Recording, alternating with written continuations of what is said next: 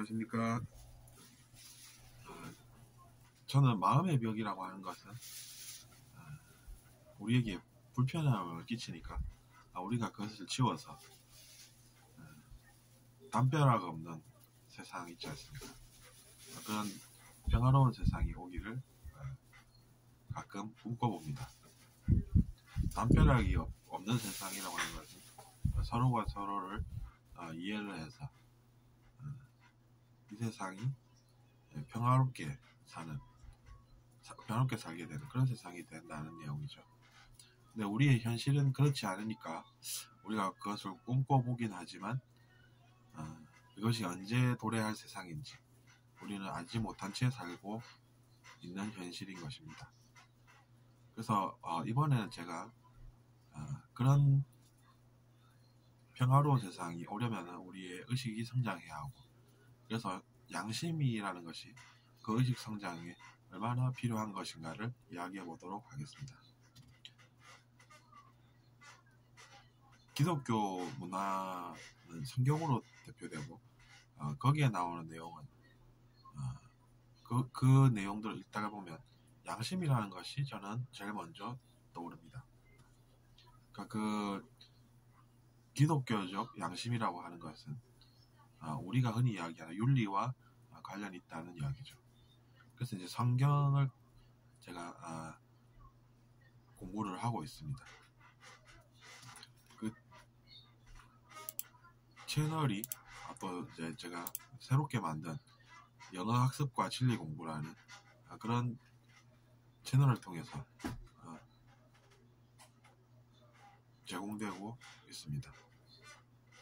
어쨌거나 그래서 양심이라는 것을 이렇게 성경을 읽다 보면 느끼게 된다는 것이죠. 우리는 죄를 과거에 지었음에도 불구하고 내가 언제 죄를 지었냐라는 이야기를 하고 삽니다.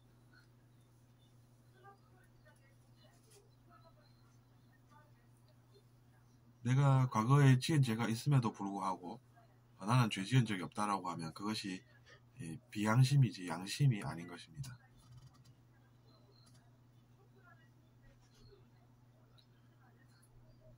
그래서 이제 양심대로 사는 삶을 우리가 찾아야 하겠다라는 생각이 드는 것입니다.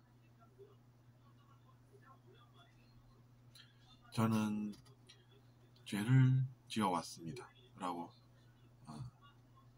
고백하는 그런 모습에서 우리가 양심을 느끼면서 이것은 좋은 마음이구나 이런 것을 느끼니까 당연히 인상이 써지는 내용이 아니라 마음이 편안해지는 그런 내용이 되는 것입니다. 그래서 저는 우월하다라고 하는 그런 의식을 버렸습니다. 버리기를 희망하고 갈구했습니다. 왜냐하면 그것이 저의 마음이라는 것의 작용이라고 느꼈기 때문입니다. 즉 신보라고 부르는 그런 것이 마음의 작용이라는 것을 느꼈던 것이죠. 그래서 당연히 이제 선한 내용을 보면서 희망을 찾고 그 속에서 기쁨을 느꼈던 것입니다.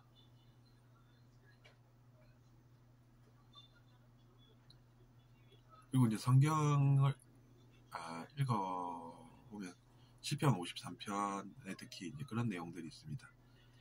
저 자신의 죄를 인정하고 그것을 깨끗이 밝히는 그런 내용이 바로 그 시편 53편의 내용인 것입니다. 그래서 눈보다 흰 정결한 그런 마음을 가지기를 희망하는 것입니다. 왜냐하면 그는 자기 자신이 그 죄들로 인해서 고생했기 때문에 그런 것을 넘어설 수 있게 기도를 드리는 것입니다.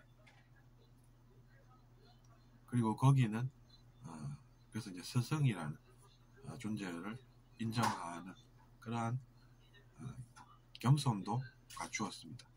겸허하게 그런 내용을 하느님 앞에서 고백하는 그런 모습을 통해서 우리는 비양심이 아닌 양심을 느끼고 또 그 속에서 우리의 나아갈 길을 생각하게 되는 것입니다.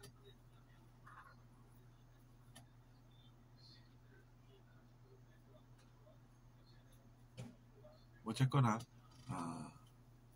그래서 이제 그 내용을 제가 제 영어 학습과 진리 공부라는 채널에 소개를 시켜두고 있으니 영어로 된 원문으로 성경을 읽어보고 싶다고 하시는 분은 그곳으로 가셔도 되고 제가 근데 이제 전부 다 하는 것은 아니고 내용이 괜찮다고 하는 그런 내용들을 주로 올릴 예정입니다. 그래서 성경을 영어로 또 읽으면은 번역된 것보다는 또 이제 다른 것을 느낄 수가 있습니다. 무슨 내용인지 이해가 잘 안 된다거나 그 원문의 맛을 느끼고 싶다고 하시면은 그 제 채널로 들어가셔서 성경을 또 읽어보시길 바랍니다. 구하는 자는 얻을 것이라고 성경에 나왔습니다. 구하는 자는 얻을 것이요 라고 되어 있죠. 그러니까 진리도 구하는 사람에게는 얻을 수 있는 내용들이 되는 것입니다. 그래서 여러분도 고생을 하셨으면 또 억울해 하시지만 말고 그런 좋은 내용들을 배우셔서 자신을 더 낫게끔 할 수가 있다는 이야기입니다. 그것이 성공이지 다른 것이 성공이 아니라는 그 현실에 눈을 뜨시기를 바라는 것입니다. 어쨌든 그래서 시편 53편으로 다시 한번 우리가 성경을 보면서 생각해 보도록 하겠습니다.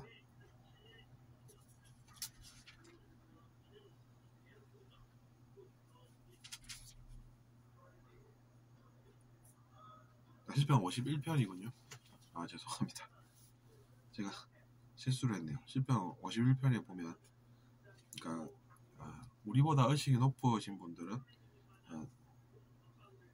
인자하고 그래서 unfailing love 즉 이제 실패하지 않는 사랑을 구현하시는 그런 존재로 묘사가 되어 있고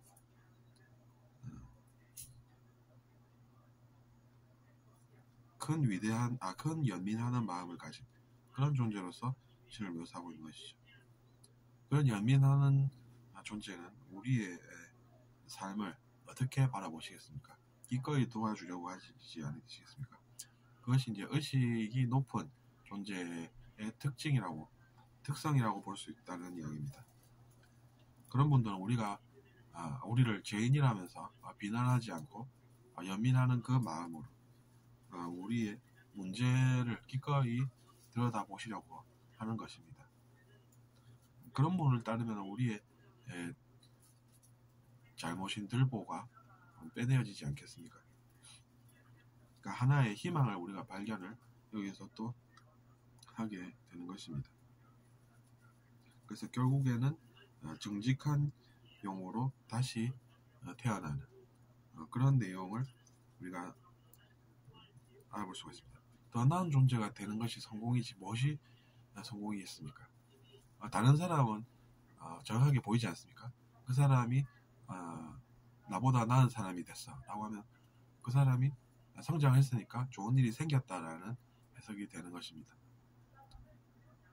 그러면 아무 도움 안 되는 미워함, 질투 이런 것으로 자신의 마음을 괴롭힐 것이 아니라